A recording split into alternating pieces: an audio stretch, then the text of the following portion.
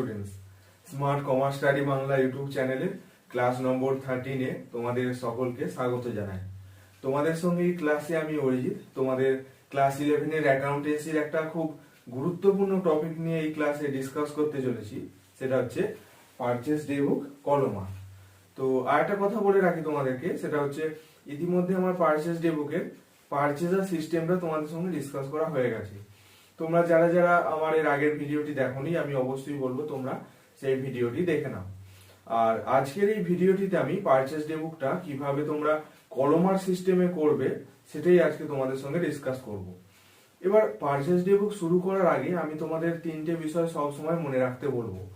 First point হচ্ছে যে যখনই তোমরা পারচেজ ডে বুক করবে কখনোই ক্যাশ পারচেজ গুলো তোমরা পারচেজ ডে বুকে ধরবে না। তার কারণ হচ্ছে কি না, পারচেজ ডে বুকে আমরা সবসময় ক্রেডিট পারচেজ গুলোকেই ধরি। সেকেন্ড পয়েন্ট, তোমরা পারলে একটু এগুলোকে নোট করে নেবে। সেকেন্ড পয়েন্ট হচ্ছে কোনো ব্যবসায়িক প্রতিষ্ঠান তার ব্যবসার জন্য যে পণ্যটাকে ব্যবহার করবে আমরা সেই পণ্যটাকে শুধুমাত্র পারচেজ ডে বুকে বসাবো। তার আর একটু ভেঙে বলছি তোমাদেরকে, ধরো কোনো একটা ফার্নিচার ব্যবসায়ী, সে যাবতীয় কিছু তার কোম্পানিতে ফার্নিচার যত কিনবে সেগুলোকে আমরা পারচেজ ডে বুকে বসাবো। এই যে পারচেজ ডে বুকে ঘর করেছি, কিন্তু সে যদি একটা ফ্যান কেনে বা সাপোজ ধরো কোনো একটা পেন কিনলো, পেন 10টা পেন কিনলো, তো সেই সমস্ত কেনাগুলোকে কিন্তু আমরা কি করবো না পারচেজ ডে বুকে বসাবো না। এই হলো আমার দু নম্বর পয়েন্ট।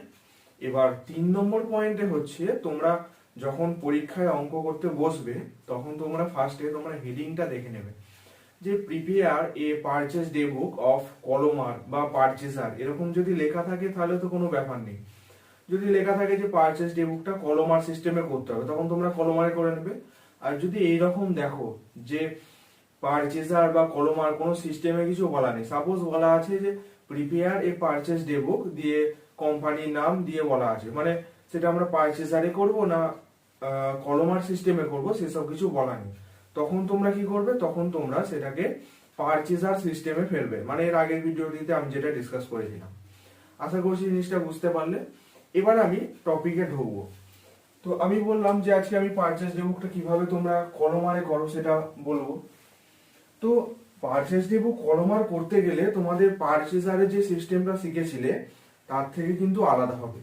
পারচেজ ডে বুকে আমরা কি করতাম, কেনার সাথে যাবতীয় যেগুলো অ্যাডজাস্টমেন্ট আসতো সেগুলো লেস বা অ্যাড এরকম করতাম, তাই তো। কিন্তু আমরা কলমার সিস্টেমে সেটা করব না। মানে আমরা অ্যাডজাস্টমেন্ট গুলো বসাবো কিন্তু সেগুলো এক একটা কলামের মাধ্যমে প্রকাশ করব। ধরো পারচেজারে আমরা কি করতাম, ট্রেড ডিসকাউন্ট লেস করতাম, কিন্তু আমরা কলমারে কি করব না, কলমারে ট্রেড ডিসকাউন্টটা একটা কলমের মাধ্যমে প্রকাশ করব। এই যে আমি এখানে কলাম কেটেছি, এরকম কলামের মাধ্যমে তোমাদেরকে প্রকাশ করতে হবে। এবার ঘরটা সম্পর্কে তোমাদেরকে একটু ডিসকাস করি। ফার্স্টে আছে ডেটের ঘর, যেখানে তোমরা ডেট বসাবে, সবাই জানো। এটা হচ্ছে পার্টিকুলার্স এর ঘর, যেখানে তোমরা যাবতীয় কিছু অ্যাডজাস্টমেন্ট যেগুলো আসবে, মানে কোম্পানির নাম অর্থাৎ সাপ্লায়ারের নামগুলো বসাবে এবং যা যা কিনেছে সেগুলো তোমরা পার্টিকুলার্স এ বসাবে। পিএলএফ মানে পারচেজ লেজার ফোলিও, এখানে তোমাদের কিছু বসানো দরকার নেই, জাস্ট মাথায় পিএলএফ লিখে রেখে দেবে। এবার হচ্ছে গ্রস অ্যামাউন্ট, তোমরা গ্রস অ্যামাউন্ট আর গ্রস প্রাইস যেন দুটোকে এক করবে না। মানে আমরা যেটা পারচেজারে শিখেছিলাম সেটা ছিল গ্রস প্রাইস।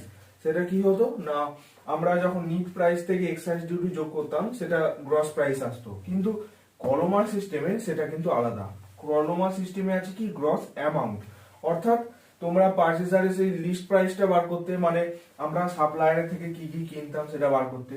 তো কলমার সিস্টেমে আমরা সাপ্লায়ার থেকে যা যা কিনবো সেইগুলোকে আমাদের কি করতে হবে না গ্রস অ্যামাউন্টে বসাতে হবে।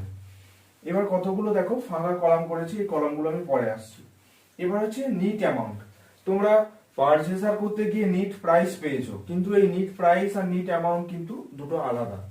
তো এই নিট অ্যামাউন্ট হচ্ছে আমার কি, যে গ্রস অ্যামাউন্ট থেকে যাবতীয় কিছু অ্যাডজাস্টমেন্ট গুলো অ্যাডজাস্ট করার পর যেটা টোটাল প্রাইস আসবে সেটা আমার কি হবে, নিট অ্যামাউন্ট হবে। মানে অ্যাডজাস্টমেন্ট বলতে আমি বোঝাচ্ছি যে ট্রেড ডিসকাউন্ট, এক্সাইজ ডিউটি, এগুলো সমস্ত কিছু অ্যাডজাস্ট করার পর আমার যে টোটালটা আসবে সেটা আমরা কি করব না নিট অ্যামাউন্টে বসাবো। আর পারচেজারে সেটা কিন্তু আলাদা ছিল, সেটা নিট প্রাইস ছিল, সেটা আমরা কি করতাম যে লিস্ট প্রাইস থেকে ট্রেড ডিসকাউন্ট বাদ দিলে যেটা আসতো সেটা আমরা লিস্ট নিট প্রাইস ধরতাম, আর এটা কিন্তু নিট অ্যামাউন্ট। এই দুটোকে তোমরা গোলাবে না, এটা হচ্ছে গ্রস অ্যামাউন্ট, এটা নিট অ্যামাউন্ট। এখানে আমি একটা লিখেছি রিমার্কস, মানে আমার ট্রেড ডিসকাউন্টটা কত পার্সেন্ট এলো, এক্সাইজ ডিউটিটা কত পার্সেন্ট এলো, সেটা আমাদেরকে এখানটায় লিখতে হবে। মানে ধরো 10% ট্রেড ডিসকাউন্ট, সেটা আমরা এখানে লিখবো। এক্সাইজ ডিউটি 15%, সেটা আমরা কি করব না রিমার্কসে লিখবো। এবার ঘরের ঝামেলা মিটে গেল। এবার আমি তোমাদেরকে ফার্স্টেই আছে দেখো, আমি ঘরের উপরে লিখেছি, সেটা হচ্ছে in the books of dot dot dot purchase day book ব্র্যাকেটে কলমার। তার কারণ আছে আমি কলমার সিস্টেমটা তোমাদের সঙ্গে ডিসকাস করছি। এখানে দেখো আমি লিখে দিয়েছি purchase day book columnar of Raju fan limited. মানে আমরা পারচেজ ডে বুকটা কার নামে করব, রাজু ফ্যান লিমিটেড যেটা আছে ডট ডট ডট বললাম যেখানটা, ওখানটা আমরা লিখে নেব রাজু ফ্যান লিমিটেড। হয়ে গেল। এবার আমরা কি করব না, এবার আমরা এন্ট্রিতে আসব। 2017 মার্চ 3 তারিখ, যে ইঞ্জিনিয়ারিং কোম্পানি কলকাতা। তো এটা আমার কি, এটা আমার একটা সাপ্লায়ারের নাম, আমরা কলমারেও সাপ্লায়ার নামটাই দেবো। এখানে আগে ডেটটা দিয়ে দাও, 2017 মার্চ 3। তো এটা আমরা লিখে নেব প্রথমে, আমরা প্রথমেই সাপ্লায়ারের নাম লিখে নেব।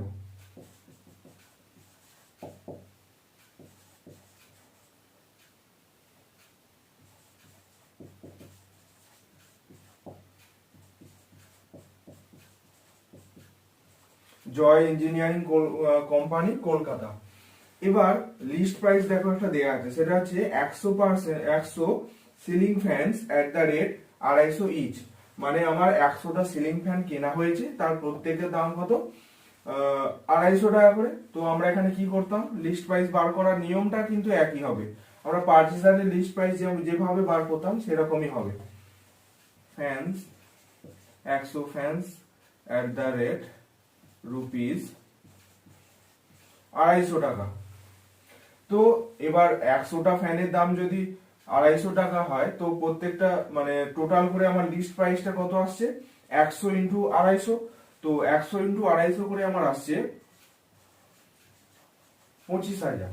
তো দেখো তোমরা একটু খেয়াল করো, দেখো এটা কিন্তু আমি গ্রস অ্যামাউন্টে বসালাম। আমি আগেই বললাম যে আমরা যখনই লিস্ট প্রাইস বার করব, সেটা আমরা কি করব না, সেটা আমরা গ্রস অ্যামাউন্টে বসাবো। আমি সেটাই কিন্তু করেছি। এরপর দেখো ট্রেড ডিসকাউন্ট দেয়া আছে, আমি কি বললাম প্রত্যেকটা অ্যাডজাস্টমেন্ট এক একটা কলামের মাধ্যমে হবে। এবার গ্রস অ্যামাউন্ট আর নিট অ্যামাউন্টের মাঝখানে কতগুলো কলাম হবে, এই যে আমি 3টে ফাঁকা কলাম করেছি, এগুলো তোমাদের অঙ্ক অনুযায়ী হবে, মানে 4টেও হতে পারে 5টাও হতে পারে, সেটা তোমার অঙ্ক দেখেই বোঝা যাবে। মানে তোমার যত বেশি অঙ্কতে অ্যাডজাস্টমেন্ট থাকবে, তত এই কলামের সংখ্যা বাড়বে এই গ্রস অ্যামাউন্ট আর নিট অ্যামাউন্টের মাঝখানে। তো এবার ট্রেড ডিসকাউন্ট দেয়া আছে, আমরা এই কলামটা, এই যে ফাঁকা কলাম দেখতে পাচ্ছ তোমরা, এখানে আমরা লিখে দেব ট্রেড ডিসকাউন্ট। এবার ট্রেড ডিসকাউন্টটা আমরা যেভাবে লিস্ট প্রাইসের উপর বার করতাম, তো কলমারেও সেটাই করতে হবে। তো আমার লিস্ট প্রাইস বেরিয়েছে, দেখো এই যে গ্রস অ্যামাউন্টে যেটা বসানো আছে 25,000 টাকা। এবার 25,000 টাকা 20% বলা আছে, তো আমার কত হবে ট্রেড ডিসকাউন্টটা, 25,000 20%, তার মানে 5,000 টাকা। আশা করছি পুরো জিনিসটা তোমাদের সামনে ক্লিয়ার হচ্ছে আস্তে আস্তে। এবার দেখো মার্চের 3 তারিখে আর কোনো অ্যাডজাস্টমেন্ট নেই, আর তোমরা এবারে একেবারে শেষে চলে এসো। এই দেখো এইখানটা একটা কিছু লেখা আছে, এই যে একটা লেখা আছে on all the fans 6% excise duty. মানে আমরা যা কিছু ফ্যান কিনবো সব এক্সাইজ ডিউটি দিতে হবে কত, 6%। এই যে আমি 3 তারিখ 9 তারিখ 17 তারিখ 23 তারিখ সব দিয়েছি, এই সবেতেই এক্সাইজ ডিউটি যে 6% দেয়া আছে, এটাকে আমার প্রত্যেকটা কলামের মাধ্যমে প্রকাশ করতে হবে। তো এই যে এক্সাইজ ডিউটি বলা আছে, আমরা এই ঘরটা, এই যে ফাঁকা কলাম তোমরা দেখতে পাচ্ছ, এই ফাঁকা কলামে দিয়ে দেবো এক্সাইজ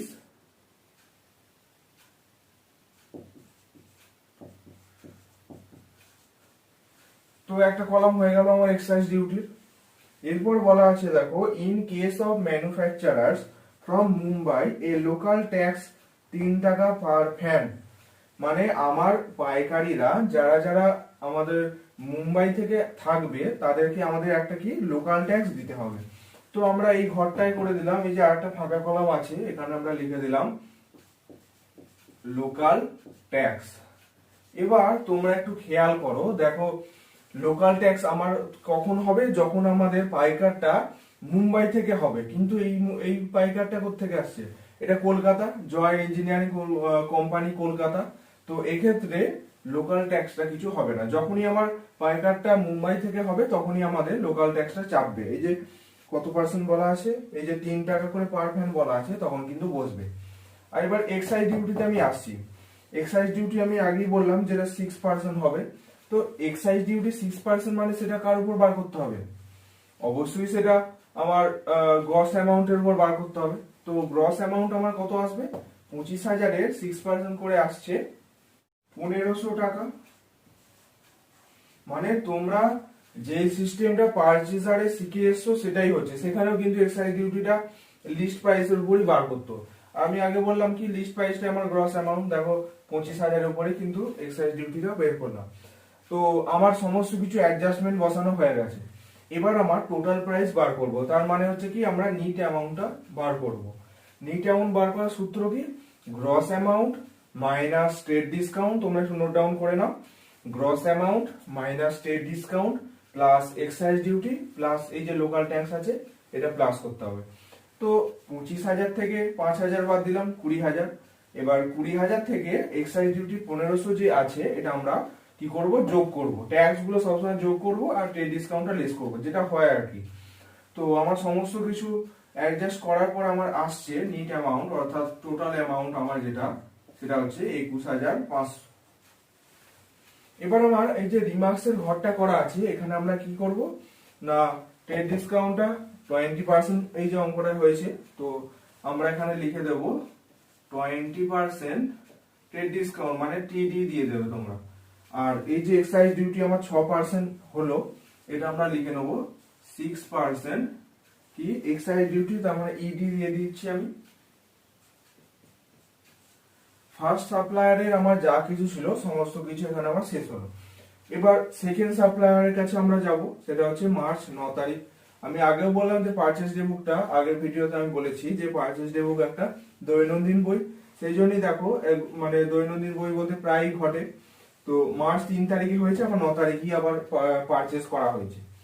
তো মার্চ 9 তারিখ দেবো, মার্চ 9 তারিখ দিলাম। এবার যে ক্রম্পটন লিমিটেড মুম্বাই দেয়া আছে, এটা আমরা প্রথমে সাপ্লায়ারে যেমন হয় সেরকমই বসিয়ে দেব।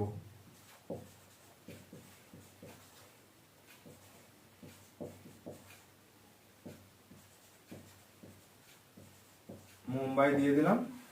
তো আমার সাপ্লায়ারের নাম বসানো হয়ে গেছে, তোমরা পারলে একটু এরকম হেডিং করে দেবে এইভাবে, এই যে জয় ইঞ্জিনিয়ারিং কলকাতা দেয়া আছে।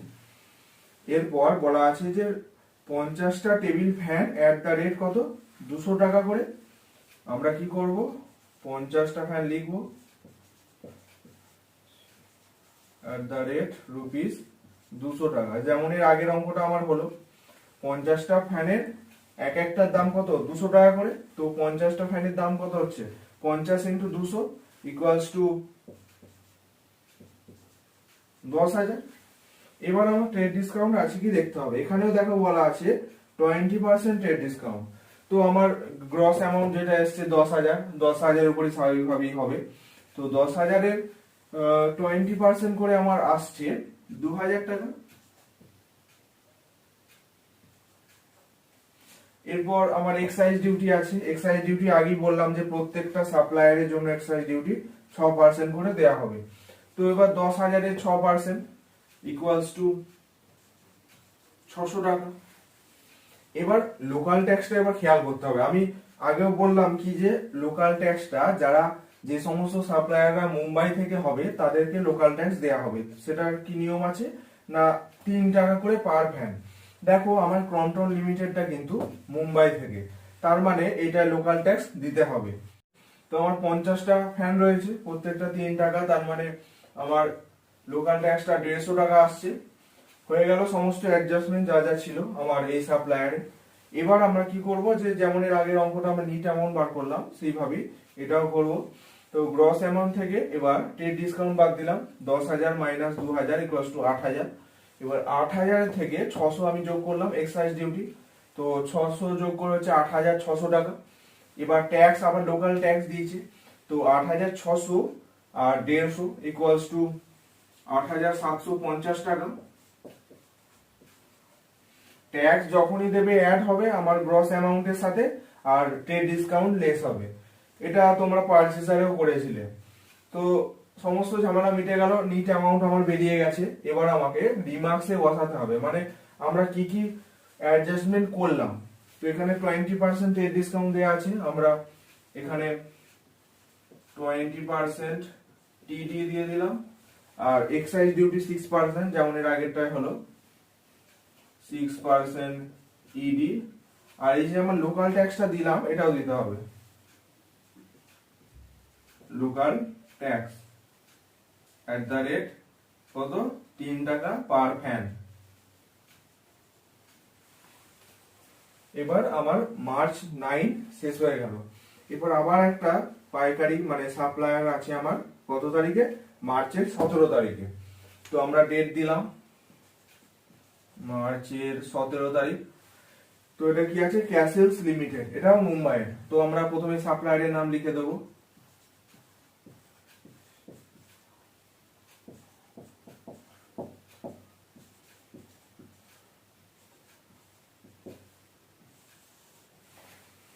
এরপর কি আছে দেখতে হবে, 200টা পিডেস্টাল ফ্যানস @ 350 ইচ।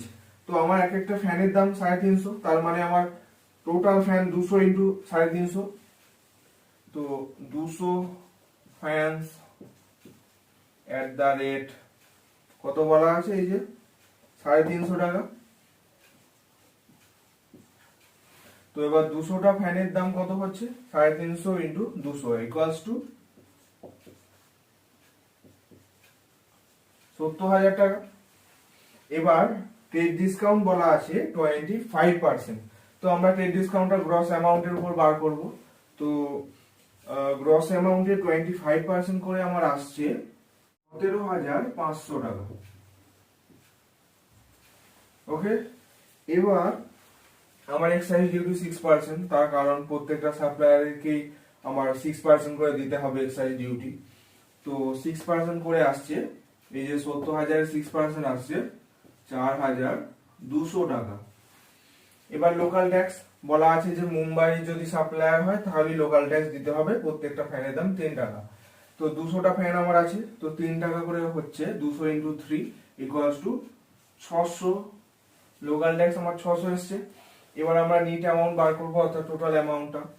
তো 70,000 মাইনাস 17,500, 52,500। এবার 52,500 থেকে আমার 4,200 যোগ করে হচ্ছে 56,700। 56,700 থেকে 600 আমার যোগ করে হচ্ছে কত, 57,300 টাকা। যেমন সিস্টেম হচ্ছে সেরকমই প্রত্যেকটা সাপ্লায়ারের একই সিস্টেম হবে। তো এবার রিমার্কসে আমরা যাব। রিমার্কসে আমার ট্রেড ডিসকাউন্ট বলা আছে 25%, তোমরা দেখতেই পাচ্ছ। তো আমরা এখানে 25% টিডি দিয়ে দিলাম। এরপর 6% এক্সাইজ ডিউটি আছে, যেটা প্রত্যেকটা দিক হচ্ছে 6% এক্সাইজ ডিউটি। আর এই যে লোকাল ট্যাক্সটা আমরা দিলাম, এটা লোকাল ট্যাক্স @ 3 টাকা। এরপর মার্চের 23 তারিখ, ইন্ডিয়া ফ্যান লিমিটেড কলকাতা। তো প্রথমে আমরা কি করব, যে প্রথমে আমরা ডেটের ঘরেতে দেব মার্চ 23।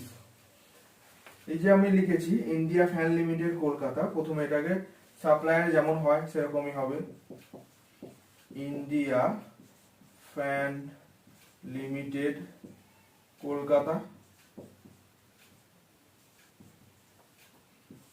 দিলাম সাপ্লায়ারের নাম। এবার হচ্ছে 30 এয়ার সার্কুলারস @ 600 ইচ, মানে আমার প্রত্যেকটা এয়ার সার্কুলার 30টা কেনা হয়েছে। তো এর মধ্যে প্রত্যেকটা দাম এক একটা করে কত, 600 টাকা করে। তো 30টা আছে, সরি, এই যে 30 এয়ার সার্কুলার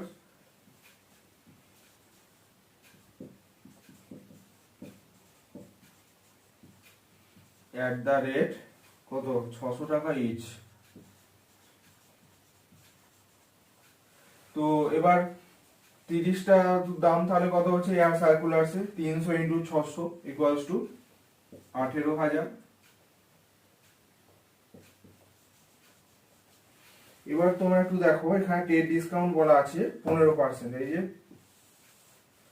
15%, তো আমরা 18,000 15% করবো, 15% করে আসছে 2,700 টাকা। এবার আমার এক্সাইজ ডিউটি এই যে 6% এক্সাইজ ডিউটি বলা আছে যেমন হচ্ছে প্রত্যেকটা অঙ্ক, তো এটা 6% করে আমার আসছে 1,080 টাকা।